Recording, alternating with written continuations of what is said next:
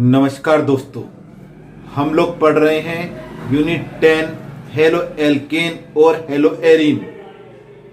और आज हम थोड़ा सा अध्ययन करेंगे हेलो एरीन के भौतिक गुणों के बारे में। एक प्रश्न कल मुझसे एक विद्यार्थी ने किया कि एरीन्स क्या होते हैं, इन्हें हम हेलो एरीन्स क्यों कहते हैं। तो मैं आपको बता दूं, पहले हम उसी को डिस्कस करेंगे। दो तरह के हाइड्रोकार्बन हैं। एक वे हाइड्रोकार्बन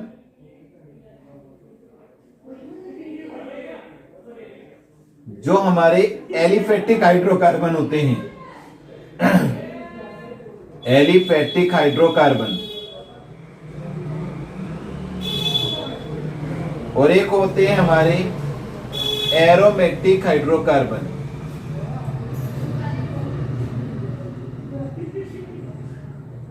और एलिफेटिक हाइड्रोकार्बन में जो संतृप्त हाइड्रोकार्बन है, कैसे हैं? संतृप्त हाइड्रोकार्बन, इन्हें हम एल्केन कहते हैं। और इनके हैलोजन व्युत्पन्न हेलो एल्केन कहलाती है।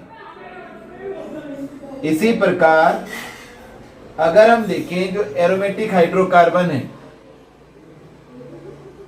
इन्हें हम एरीन्स कहते हैं। जैसे हमारे बेंजीन, जैसे हमारे टोलुइन, एरोमेटिक हाइड्रोकार्बन एरीन्स, और इन्हीं के हैलोजन व्युत्पन्न हेलो एरीन कहलाती है।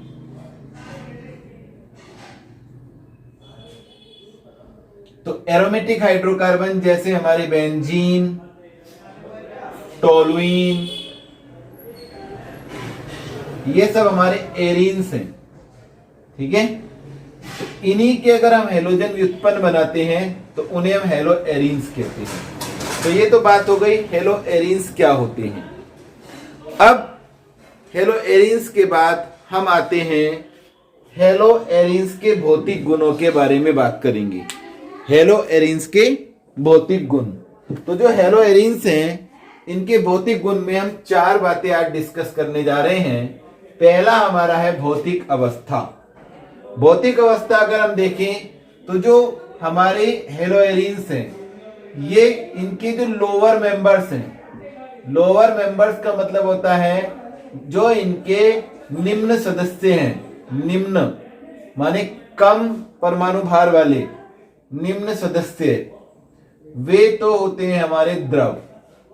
और जो इसके हायर मेंबर्स होते हैं, हायर मेंबर्स का मतलब होता है जो इसके उच्च सदस्य होते हैं, वे हमारे ठोस होते हैं।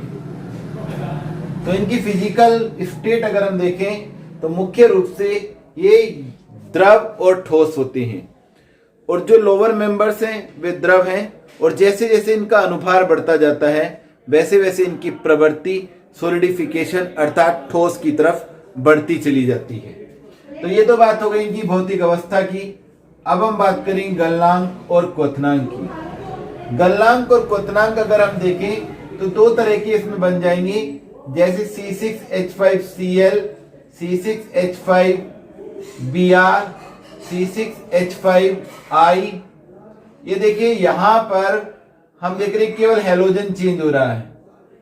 तो ऐसे हमारे हेलो एरीन्स जिनमें भिन्न भिन्न हेलोजन होता है, तो हेलोजन का परमाणु भार बढ़ता है तो इनके गलनांक और क्वथनांक भी बढ़ते हैं।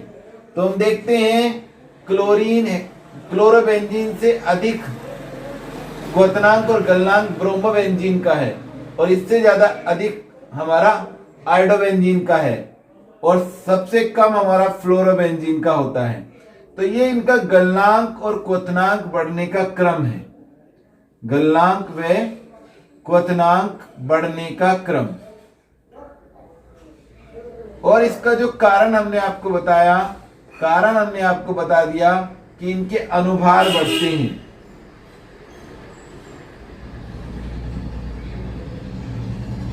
यहां पर हम ये भी कह सकते हैं हेलोजन का आकार बढ़ता है।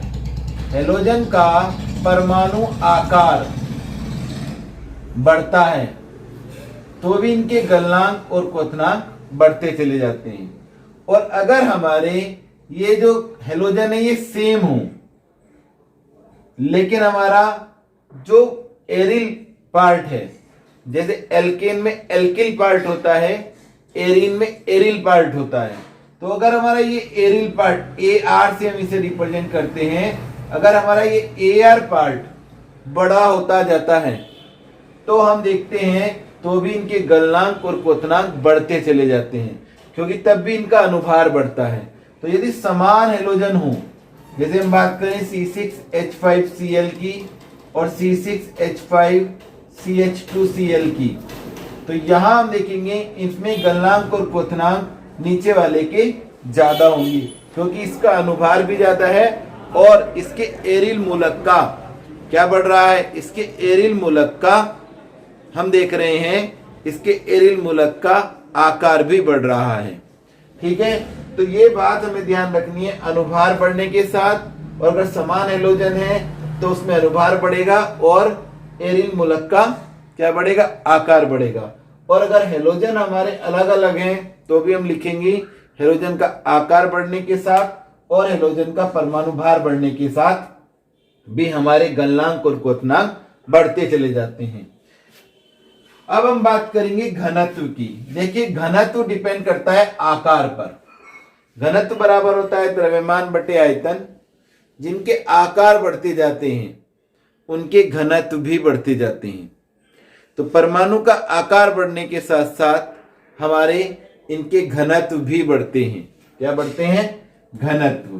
तो हमें ध्यान रखना है कि सबसे अधिक घनत्व C6H5I का होगा, क्योंकि आयोडीन का आकार सबसे बड़ा है। उससे छोटा जो होगा वो होगा C6H5Br का। इसके बाद C6H5Cl और इसके बाद आएगा हमारा C6H5F। तो यहां भी हम देख रहे हैं आयोडीन का परमाणु का आकार बढ़ता है तो इसका घनत्व भी बढ़ता चला जाता है, और आकार बढ़ने से वही द्रव्यमान की वृद्धि हो जाती है। और जब द्रव्यमान बढ़ जाता है तो हम देखते हैं घनत्व में भी वृद्धि आ जाती है, क्योंकि घनत्व बराबर होता है द्रव्यमान बटे आयतन। तो मुख्य रूप से हम यहाँ देख रहे हैं जैसे जैसे आकार बढ़ रहा है इसका परमाणु भार भी बढ़ता जाता है, जिसके कारण द्रव्यमान में वृद्धि होती चली जाती है। अब हम बात करेंगे विलेयता की।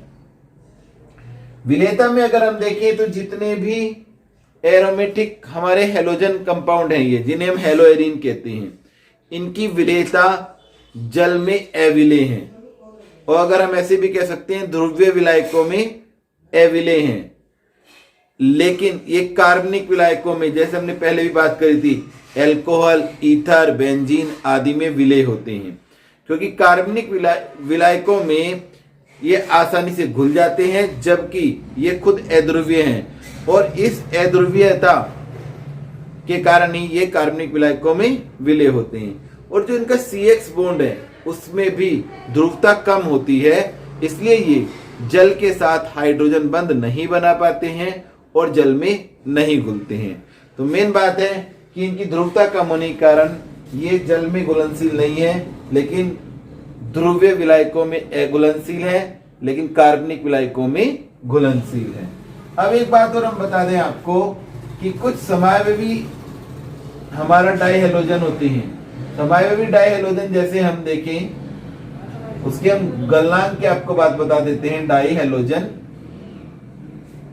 व्युत्पन्न, इसमें हम ले रहे हैं आपके सामने ऑर्थो डाइक्लोरोबेंजीन, मेटा डाइक्लोरोबेंजीन और पैरा डाइक्लोरोबेंजीन। इसमें आप देखेंगे कि इन तीनों के परमाणु भार भी बराबर है और इनमें हेलोजन के आकार भी बराबर हैं। फिर भी हम देखते हैं पैरा डाइक्लोरोबेंजीन जो है इसका गलनांक अधिक होता है और इनके गलनांक लगभग समान होते हैं। इसका कारण क्या है कि जो पैरा व्युत्पन्न है हमारा पैरा डाइक्लोरोबेंजीन जो है, इसमें हमारी जो आकृति रहती है वो सममितीय रहती है, सिमेट्रिकल आकृति होती है, जिससे जब ये आपस में जुड़ते हैं तो इनमें प्रबल आकर्षण बल हो जाता है और ये सघन रूप से जुड़ जाते हैं। तो प्रबल आकर्षण के कारण इनको तोड़ने के लिए या इनको अलग अलग करने के लिए अधिक ऊर्जा की आवश्यकता पड़ती है, जिसके कारण इनके गलनांक अधिक पाए जाते हैं। तो मुख्य रूप से जो हमारी इसमें बात है वो है कि सममित आकृति के कारण इनके अणुओं के बीच प्रबल आकर्षण बल हो जाता है, जिन्हें तोड़ने के लिए अधिक ऊर्जा की आवश्यकता पड़ती है। इसलिए पैरा डाइक्लोरोबेंजीन का गलनांक अन्य डाइक्लोरोबेंजीन से अधिक होता है। तो इसका सबसे ज्यादा तो है और इनका लगभग समान होता है। तो ठीक है, ये हमने आज बात करी इनके भौतिक गुण के बारे में। आशा करते हैं आपको ये समझ में आ गया होगा। आप इन्हें अच्छी प्रकार से अपनी पुस्तक में भी पढ़िएगा और कोई प्रॉब्लम हो तो हमें व्हाट्सएप पे जरूर बताइएगा। हमारी जो वीडियो है उसके शुरू में ही हमारा व्हाट्सएप नंबर लिखा रहता है। घर पर रहिए, सुरक्षित रहिए। Thank you.